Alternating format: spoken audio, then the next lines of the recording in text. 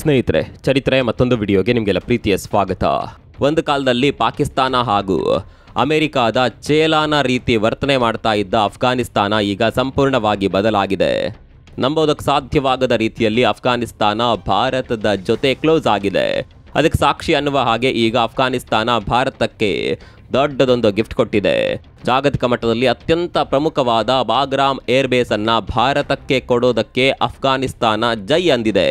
ಕೇವಲ ಏರ್ಬೇಸ್ ಮಾತ್ರವಲ್ಲ, air space ಅನ್ನ ಕೂಡ ನಾವು ನಿಮಗೆ ಕೊಡೋದಕ್ಕೆ ರೆಡಿ ಇದ್ದೇವೆ ಅಂತ ಅಫ್ಘಾನಿಸ್ತಾನ ಹೇಳಿದೆ. ಸ್ನೇಹಿತರೆ, ಬಾಗ್ರಾಮ್ ಏರ್ಬೇಸ್ ಬಗ್ಗೆ ಇತ್ತೀಚೆಗಷ್ಟೇ ಕೇಳಿದ ನೆನಪು ನಿಮಗೂ ಕೂಡ ಇರಬಹುದು. ಇದೇ ಏರ್ಬೇಸ್ ವಿಚಾರದಲ್ಲಿ ಅಮೆರಿಕ ಅಫ್ಘಾನಿಸ್ತಾನಕ್ಕೆ ಧಮಕಿ ಹಾಕಿದ್ದು. ಬಾಗ್ರಾಮ್ ಏರ್ಬೇಸ್ ನಮಗೆ ಕೊಡಿ, ನೀವು ಕೊಡಲಿಲ್ಲ ಅಂದರೆ ಹೇಗಾದರೂ ಮಾಡಿ ಆ ಏರ್ಬೇಸ್ ಅನ್ನ ವಶಪಡಿಸಿಕೊಳ್ತೇವೆ, ಏನೇ ಆದರೂ ಬಾಗ್ರಾಮ್ ಏರ್ಬೇಸ್ ನಮಗೆ ಬೇಕೇ ಬೇಕು ಅಂತ ಅಮೆರಿಕ ಅಫ್ಘಾನಿಸ್ತಾನಕ್ಕೆ ಧಮಕಿ ಹಾಕಿತ್ತು. ಅಮೆರಿಕದ ಈ ಧಮಕಿಗೆ ಅಫ್ಘಾನಿಸ್ತಾನ ಕೂಡ ಖಡಕ್ಕಾಗಿಯೇ ಉತ್ತರ ಕೊಟ್ಟಿತ್ತು. ಏರ್ಬೇಸ್ ಬಿಡಿ, 1 ಇಂಚು ಭೂಮಿಯನ್ನ ಕೂಡ ನಾವು ನಿಮಗೆ ಕೊಡೋದಿಲ್ಲ ಅಂತ ಅಫ್ಘಾನಿಸ್ತಾನ ಅಮೆರಿಕ ಊಹೆ ಕೂಡ ಮಾಡದ ರೀತಿಯಲ್ಲಿ ಉತ್ತರ ಕೊಟ್ಟಿತ್ತು. ಇದೀಗ ಇದೇ ಏರ್ಬೇಸ್ ಅನ್ನ ಅಫ್ಘಾನಿಸ್ತಾನ ಭಾರತಕ್ಕೆ ಕೊಡೋದಕ್ಕೆ ರೆಡಿಯಾಗಿದೆ. ಅಫ್ಘಾನಿಸ್ತಾನದ ಈ ನಿರ್ಧಾರ ಜಾಗತಿಕ ಮಟ್ಟದಲ್ಲಿ ಸಂಚಲನವನ್ನೇ ಸೃಷ್ಟಿ ಮಾಡಿದೆ. ಒಂದು ಕಡೆ ಅಮೆರಿಕಾಗೆ ಹೊಟ್ಟೆ ಉರಿತಾ ಇದ್ರೆ, ಮತ್ತೊಂದು ಕಡೆ ಚೀನಾಗೆ ದೊಡ್ಡ ಶಾಕ್ ಕಾದಿದೆ. ಶಾಕ್ ಅನ್ನೋದಕ್ಕಿಂತ ಚೀನಾಗೆ ಆಘಾತವಾಗಿದೆ. ಎದೆಯಲ್ಲಿ ಸಣ್ಣ ಮಟ್ಟಿನ ಭಯದ ಕಿಡಿ ಕೂಡ ಹೊತ್ಕೊಂಡಿದೆ. ಅಷ್ಟಕ್ಕೂ ಬಾಗ್ರಾಮ್ ಏರ್ಬೇಸ್ ಅನ್ನ ಅಫ್ಘಾನಿಸ್ತಾನ ಭಾರತಕ್ಕೆ ಕೊಡ್ತಾ ಇರೋದರ ಹಿಂದಿನ ಕಾರಣವೇನು? ಈ ಏರ್ಬೇಸ್ ಮೇಲೆ ಅಮೆರಿಕ ಕಣ್ಣಿಟ್ಟಿರೋದು ಯಾಕೆ? ಅಫ್ಘಾನ್ ನಿರ್ಧಾರದಿಂದ ಚೀನಾ ಆಘಾತವಾಗಿರೋದು ಯಾಕೆ? ಎಲ್ಲವನ್ನ ಡೀಟೇಲ್ ಆಗಿ ತೋರಿಸ್ತೀವಿ ನೋಡಿ.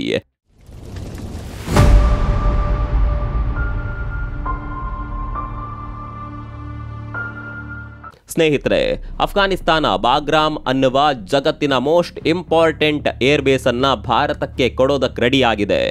ಅಮೆರಿಕ ಧಮಕಿ ಹಾಕಿ ಕೇಳಿದಾಗ್ಲೂ ಅದಕ್ಕ್ಯಾರೆ ಅನ್ನದ ಅಫ್ಘಾನ್ ಈಗ ನಾವು ಭಾರತಕ್ಕೆ ಬಾಗ್ರಾಮ್ ಏರ್ಬೇಸ್ ಅನ್ನ ಕೊಡೋದಕ್ಕೆ ರೆಡಿ ಇದ್ದೇವೆ ಅಂತ ಹೇಳಿಬಿಟ್ಟಿದೆ. ಈ ವಿಚಾರದ ಬಗ್ಗೆ ಮತ್ತೆ ಹೇಳ್ತೀವಿ. ಅದಕ್ಕಿಂತ ಮೊದಲು ಈ ಏರ್ಬೇಸ್ನ ಮೇಲೆ ಅಮೆರಿಕದ ಕಣ್ಣಿರೋದು ಯಾಕೆ ಅನ್ನೋದು ನಿಮಗೆ ಗೊತ್ತಿರಬೇಕು. ಸ್ನೇಹಿತರೆ, ನಿಮಗೆ ಗೊತ್ತಿರಲಿ, ಈ ಏರ್ಬೇಸ್ ಅನ್ನ ನಿರ್ಮಾಣ ಮಾಡಿದ್ದೆ ಅಮೆರಿಕ. ತಾಲಿಬಾನಿಗಳ ಆಡಳಿತಕ್ಕೂ ಮುನ್ನ ಬರೋಬ್ಬರಿ 20 ವರ್ಷಗಳ ಕಾಲ ಅಮೆರಿಕ ಅಫ್ಘಾನಿಸ್ತಾನದಲ್ಲಿ ತನ್ನ ಸೇನೆಯನ್ನ ನಿಯೋಜನೆ ಮಾಡಿತ್ತು. ಇಂತಹ ಸಂದರ್ಭದಲ್ಲಿ ತನ್ನ ಅಗತ್ಯಕ್ಕೆ ತಕ್ಕ ಹಾಗೆ ಬಾಗ್ರಾಮ್ ಏರ್ಬೇಸ್ ಅನ್ನ ನಿರ್ಮಾಣ ಮಾಡಿತ್ತು. ತುಂಬಾ ಲೆಕ್ಕಾಚಾರಗಳನ್ನ ಹಾಕಿಯೇ ಅಮೆರಿಕ ಇಲ್ಲಿ ಏರ್ಬೇಸ್ ನಿರ್ಮಾಣ ಮಾಡಿತ್ತು. ಅದು ಕೂಡ ಈ ಏರ್ಬೇಸ್ ಜಗತ್ತಿನ ಅತಿ ದೊಡ್ಡ ಏರ್ಬೇಸ್ಗಳಲ್ಲಿ ಒಂದು. ಅಮೆರಿಕ ಈ ಏರ್ಬೇಸ್ ಅನ್ನ ಅತ್ಯಾಧುನಿಕ ತಂತ್ರಜ್ಞಾನ ಲಭ್ಯತೆಯ ಆಧಾರದಲ್ಲಿಯೇ ಮಾಡಿತ್ತು. ತಾಲಿಬಾನಿಗಳ ಆಡಳಿತ ಬರುವ ಸಂದರ್ಭದಲ್ಲಿ ಅಮೆರಿಕ ಅಫ್ಘಾನಿಸ್ತಾನವನ್ನ ಸಂಪೂರ್ಣವಾಗಿ ಖಾಲಿ ಮಾಡಿ ಹೋಗುತ್ತೆ. ಆದರೆ ಈಗ ಅದಕ್ಕೆ ಬಾಗ್ರಾಮ್ ಏರ್ಬೇಸ್ನ ಅಗತ್ಯ ಏನು ಅನ್ನೋದು ಚೆನ್ನಾಗಿಯೇ ಗೊತ್ತಾಗಿದೆ.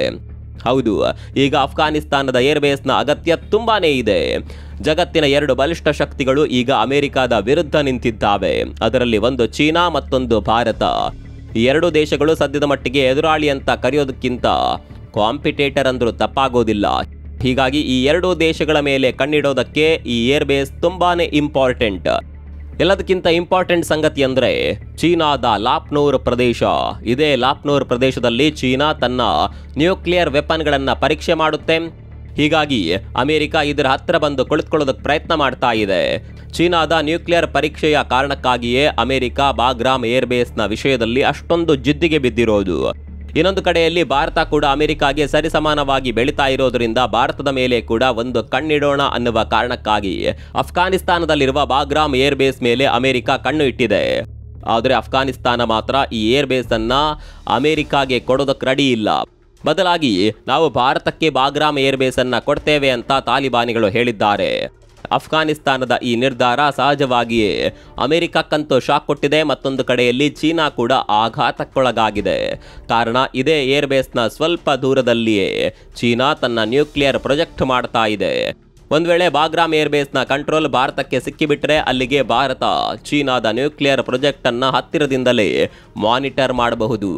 ಇನ್ನೊಂದು ದೇಶದ ಬಗ್ಗೆ ಹೇಳಬೇಕಾಗಿಲ್ಲ ಬಿಡಿ, ಪಾಕಿಸ್ತಾನ. ಮೊದಲೇ ಭಾರತವನ್ನ ಕಂಡ್ರೆ ನಡುಗುವ ಈ ದೇಶ ಈಗ ಅಫ್ಘಾನಿಸ್ತಾನದ ಏರ್ಬೇಸ್ ಕೂಡ ಭಾರತದ ಕಂಟ್ರೋಲ್ಗೆ ಬರುತ್ತೆ ಅಂದಾಗ 2 ದಿಕ್ಕಿನಿಂದಲೂ ಭಾರತವನ್ನ ಎದುರಿಸುವ ತಯಾರಿಯನ್ನ ಪಾಕಿಸ್ತಾನ ಮಾಡಬೇಕಾಗಿದೆ. ಸ್ನೇಹಿತರೆ, ನಿಮಗೆ ಗೊತ್ತಿರಲಿ, ತಜಿಕಿಸ್ತಾನದಲ್ಲಿ ಗಿಜಾರ್ ಅನ್ನುವ ಏರ್ಬೇಸ್ ಇದೆ. ಈ ಏರ್ಬೇಸ್ ಭಾರತದ ಕಂಟ್ರೋಲ್ನಲ್ಲಿ ಇದ್ದಾಗಲೇ ಪಾಕಿಸ್ತಾನ ಹಾಗೂ ಚೀನಾ ಒಂದು ರೀತಿಯಲ್ಲಿ ಭಯ ಪಡ್ತಾ ಇದ್ವು. ಕಾರಣ ಚೀನಾ ಹಾಗೂ ಪಾಕಿಸ್ತಾನಕ್ಕೆ ತುಂಬಾನೇ ಹತ್ತಿರದಲ್ಲಿ ಈ ಏರ್ಬೇಸ್ ಇದೆ. ಹೀಗಾಗಿ ಪಾಕಿಸ್ತಾನ ತಜಿಕಿಸ್ತಾನದ ಮೇಲೆ ಪದೇ ಪದೇ ಒತ್ತಡ ಹಾಕ್ತಾ ಇದೆ. ಆ ಏರ್ಬೇಸ್ನಿಂದ ಭಾರತವನ್ನ ಖಾಲಿ ಮಾಡಿ ನಾವು ಮುಸ್ಲಿಂ ದೇಶಗಳು ಈ ವಿಚಾರದಲ್ಲಿ ಒಗ್ಗಟ್ಟಾಗಿರಬೇಕು ಅಂತ ತಜಿಕಿಸ್ತಾನಕ್ಕೆ ಒತ್ತಡವನ್ನ ಹಾಕುತ್ತಲೇ ಬಂದಿತ್ತು ಪಾಕಿಸ್ತಾನ. ಹೀಗಾಗಿ ತಜಿಕಿಸ್ತಾನ ಒಂದು ಐಡಿಯಾ ಮಾಡುತ್ತೆ. ಅದಕ್ಕೂ ಪಾಕಿಸ್ತಾನ ಜೊತೆಗಿನ ಸಂಬಂಧವನ್ನ ಹಾಳು ಮಾಡೋದಕ್ಕೆ ಇಷ್ಟವಿರಲಿಲ್ಲ. ಮತ್ತೊಂದು ಕಡೆಯಲ್ಲಿ ಭಾರತವನ್ನ ಕೂಡ ದೂರ ಮಾಡೋದಕ್ಕೆ ಅದಕ್ಕೆ ಇಷ್ಟವಿರಲಿಲ್ಲ. ಹೀಗಾಗಿ ತಜಿಕಿಸ್ತಾನ ಸೈಲೆಂಟ್ ಆಗಿ ಅಫ್ಘಾನಿಸ್ತಾನ ಜೊತೆ ಮಾತುಕತೆ ನಡೆಸಿ ನಿಮ್ಮ ಬಳಿ ಇರುವ ಬಾಗ್ರಾಮ್ ಏರ್ಬೇಸ್ ಅನ್ನ ಬಳಸೋದಕ್ಕೆ ಭಾರತಕ್ಕೆ ಅವಕಾಶ ಮಾಡಿಕೊಡಿ ಅಂತ ವಿನಂತಿ ಮಾಡಿಕೊಳ್ಳುತ್ತೆ. ತಜಿಕಿಸ್ತಾನ ಹಾಗೂ ತಾಲಿಬಾನಿಗಳ ನಡುವಿನ ಸಂಬಂಧ ತುಂಬಾನೇ ಚೆನ್ನಾಗಿದೆ. ಹೀಗಾಗಿ ತಜಿಕಿಸ್ತಾನ ಇಂಥದ್ದೊಂದು ಮನವಿ ಮಾಡ್ತಾ ಇದ್ದಂತೆ ಹಿಂದೆ ಮುಂದೆ ನೋಡದೆ ಭಾರತಕ್ಕೆ ಬಾಗ್ರಾಮ್ ಏರ್ಬೇಸ್ನ ಆಕ್ಸೆಸ್ ಕೊಡೋದಕ್ಕೆ ತಾಲಿಬಾನಿಗಳು ಮುಂದಾಗಿದ್ದಾರೆ. ಆಗೋದೆಲ್ಲ ಒಳ್ಳೆಯದಕ್ಕೆ ಅನ್ನೋದು ಇದಕ್ಕೆ ಅಲ್ವಾ. ಇಲ್ಲಿ ಪಾಕಿಸ್ತಾನ ಏನೋ ಮಾಡೋದಕ್ಕೋಗಿ ಭಾರತಕ್ಕೆ ಒಳ್ಳೆಯದೊಂದು ಅವಕಾಶ ಒದಗಿ ಬಂದಿದೆ. ಎಲ್ಲ ಸೌಕರ್ಯ ಹೊಂದಿರುವ ಬಾಗ್ರಾಮ್ ಏರ್ಬೇಸ್ ಭಾರತದ ಬತ್ತಳಿಕೆಗೆ ಬಂದು ಬಿಡುತ್ತೆ. ಸ್ನೇಹಿತರೆ, ನಾವು ಬಾಗ್ರಾಮ್ ಏರ್ಬೇಸ್ನ ಬಗ್ಗೆ ಹಿಂದೆಯೇ ಹೇಳಿದ್ದೇವೆ. ಇದು ನಾರ್ಮಲ್ ಏರ್ಬೇಸ್ನ ರೀತಿಯಲ್ಲ, ಇದೊಂದು ದೊಡ್ಡ ನಗರದ ರೀತಿಯೇ ಇದೆ. ದೊಡ್ಡ ಪ್ರಮಾಣದಲ್ಲಿ ಇಲ್ಲಿ ಫೈಟರ್ ಜೆಟ್ಗಳನ್ನು ನಿಯೋಜನೆ ಮಾಡಬಹುದು. ಆಧುನಿಕ ತಂತ್ರಜ್ಞಾನಕ್ಕೆ ಬೇಕಾದ ರನ್ವೇಗಳು ಇಲ್ಲಿದ್ದಾವೆ. ಇಂಟ್ರೆಸ್ಟಿಂಗ್ ಸಂಗತಿ ಏನು ಗೊತ್ತಾ, ಚುನಾವಣೆಯ ಸಂದರ್ಭದಲ್ಲಿ ಟ್ರಂಪ್ ತಮ್ಮ ಪ್ರಣಾಳಿಕೆಯಲ್ಲಿ ಕೂಡ ಈ ಏರ್ಬೇಸ್ನ ಬಗ್ಗೆ ಉಲ್ಲೇಖ ಮಾಡಿದ್ರು. ಒಂದು ವೇಳೆ ನಾವು ಗೆದ್ದರೆ ಅಫ್ಘಾನಿಸ್ತಾನದಲ್ಲಿ ನಾವು ನಿರ್ಮಾಣ ಮಾಡಿರುವ ಬಾಗ್ರಾಮ್ ಏರ್ಬೇಸ್ ಅನ್ನ ಮರಳಿ ಅಮೆರಿಕಾದ ವಶವಾಗುವಂತೆ ಮಾಡ್ತೇವೆ ಅಂತ ಟ್ರಂಪ್ ಪ್ರಣಾಳಿಕೆಯಲ್ಲಿ ಭರವಸೆ ನೀಡಿದ್ರು. ಇತ್ತೀಚೆಗೆ ಆ ಪ್ರಯತ್ನವನ್ನ ಕೂಡ ಟ್ರಂಪ್ ಮಾಡಿದ್ರು. ಆದರೆ ತಾಲಿಬಾನಿಗಳು ಮಾತ್ರ ನಾವು ಯಾವುದೇ ಕಾರಣಕ್ಕೂ ಈ ಏರ್ಬೇಸ್ ಅನ್ನ ಬಿಟ್ಕೊಡೋದಿಲ್ಲ. ಅಮೆರಿಕ ಕೇವಲ 20 ವರ್ಷಗಳ ಕಾಲ ಮಾತ್ರ ಏರ್ಬೇಸ್ನ ವಿಚಾರದಲ್ಲಿ ಒಪ್ಪಂದ ಮಾಡಿಕೊಂಡಿತ್ತು. ಹೀಗಾಗಿ ಈ ಒಪ್ಪಂದವನ್ನ ನಾವು ಈಗ ನವೀಕರಣ ಮಾಡೋದಕ್ಕೆ ಸಾಧ್ಯವೇ ಇಲ್ಲ ಅಂತ ತಾಲಿಬಾನಿಗಳು ನೇರವಾಗಿಯೇ ಹೇಳಿದ್ದಾರೆ. ಮತ್ತೊಂದು ಕಡೆಯಲ್ಲಿ ಭಾರತದ ಜೊತೆ ಈಗ ತಾಲಿಬಾನಿಗಳು ಕ್ಲೋಸ್ ಆಗಿರೋದ್ರಿಂದ ತಮ್ಮ ಬಳಿ ಇರುವ ಅತ್ಯಂತ ಪ್ರಮುಖವಾದ ಏರ್ಬೇಸ್ ಅನ್ನ ಕೂಡ ಹಿಂದೆ ಮುಂದೆ ನೋಡದೆ ಭಾರತಕ್ಕೆ ಕೊಡೋದಕ್ಕೆ ತಾಲಿಬಾನಿಗಳು ರೆಡಿಯಾಗಿದ್ದಾರೆ. ಸ್ನೇಹಿತರೆ, ಇಲ್ಲಿ ಮತ್ತೊಂದು ವಿಚಾರ ಇದೆ. ತಾಲಿಬಾನಿಗಳು ಕೇವಲ ಏರ್ಬೇಸ್ ಅನ್ನ ಮಾತ್ರ ಭಾರತಕ್ಕೆ ಕೊಟ್ಟಿಲ್ಲ, ತಮ್ಮ ಏರ್ ಸ್ಪೇಸ್ ಅನ್ನ ಕೂಡ ನೀವು ಬಳಕೆ ಮಾಡಬಹುದು ಅಂತ ಹೇಳಿಬಿಟ್ಟಿದ್ದಾರೆ. ಅಂದರೆ ಒಂದು ವೇಳೆ ಪಾಕಿಸ್ತಾನದ ಮೇಲೆ ಅಟ್ಯಾಕ್ ಮಾಡೋದಕ್ಕೆ ಅಫ್ಘಾನಿಸ್ತಾನದ ವಾಯು ಪ್ರದೇಶವನ್ನ ಕೂಡ ಭಾರತ ಬಳಕೆ ಮಾಡಿಕೊಳ್ಳಬಹುದು. ಎಂತಹ ಅವಕಾಶ ನೋಡಿ. ಇಲ್ಲಿ ಭಾರತಕ್ಕೆ ಇಂಥದೊಂದು ಅವಕಾಶ ಮಾಡಿಕೊಟ್ಟಿದ್ದಕ್ಕೆ ಪಾಕಿಸ್ತಾನಕ್ಕೊಂದು ಥ್ಯಾಂಕ್ಸ್ ಹೇಳಲೇಬೇಕು ಅಲ್ವಾ. ಪಾಕಿಸ್ತಾನ ಭಾರತಕ್ಕೆ ತೊಂದರೆ ಕೊಡಬೇಕು ಅಂತ ಏನೋ ಮಾಡೋದಕ್ಕೋಯ್ತು. ಆದರೆ ಭಾರತಕ್ಕೆ ಇದರಿಂದ ತೊಂದರೆ ಆಗೋದ್ರ ಬದಲು ಲಾಭದ ಮೇಲೆ ಲಾಭ ಆಗ್ತಾ ಇದೆ. ಭಾರತ ಇಲ್ಲಿ ಒಂದೇ ಕಲ್ಲಲ್ಲಿ ಹಲವು ಹಕ್ಕಿಗಳನ್ನು ಹೊಡಿತಾ ಇದೆ. ಒಂದು ಕಡೆಯಲ್ಲಿ ಚೀನಾ, ಮತ್ತೊಂದು ಕಡೆಯಲ್ಲಿ ಅಮೆರಿಕ, ಇನ್ನೊಂದು ತುದಿಯಲ್ಲಿ ಪಾಕಿಸ್ತಾನ. ಎಲ್ಲರ ಮೇಲೂ ಈ ಏರ್ಬೇಸ್ನಿಂದ ಕಣ್ಣಿಡಬಹುದು. ಸದ್ಯ ಅಮೆರಿಕ ಈ ವಿಚಾರದಲ್ಲಿ ಯಾವುದೇ ರಿಯಾಕ್ಷನ್ ಕೊಟ್ಟಿಲ್ಲ. ಆದರೆ ಮುಂದಿನ ದಿನಗಳಲ್ಲಿ ಅಮೆರಿಕ ಈ ವಿಚಾರದಲ್ಲಿ ಅಡ್ಡ ಬಂದೇ ಬರುತ್ತೆ. ಕಾರಣ ಅಮೆರಿಕಾಗೂ ಕೂಡ ಈ ಏರ್ಬೇಸ್ ತುಂಬಾನೇ ಇಂಪಾರ್ಟೆಂಟ್. ಈ ಏರ್ಬೇಸ್ನ ವಿಷಯದಲ್ಲಿ ಮುಂದೆ ಹಲವು ಬೆಳವಣಿಗೆಗಳು ಆಗೋದ್ರಲ್ಲಿ ಯಾವುದೇ ಅನುಮಾನ ಬೇಡ. ಈ ವಿಚಾರದ ಬಗ್ಗೆ ನಿಮ್ಮ ಅಭಿಪ್ರಾಯವೇನು ಕಾಮೆಂಟ್ ಮಾಡಿ. ಮತ್ತೊಂದು ವಿಡಿಯೋದಲ್ಲಿ ಸಿಗೋಣ. ಅಲ್ಲಿವರೆಗೂ ನಮಸ್ಕಾರ.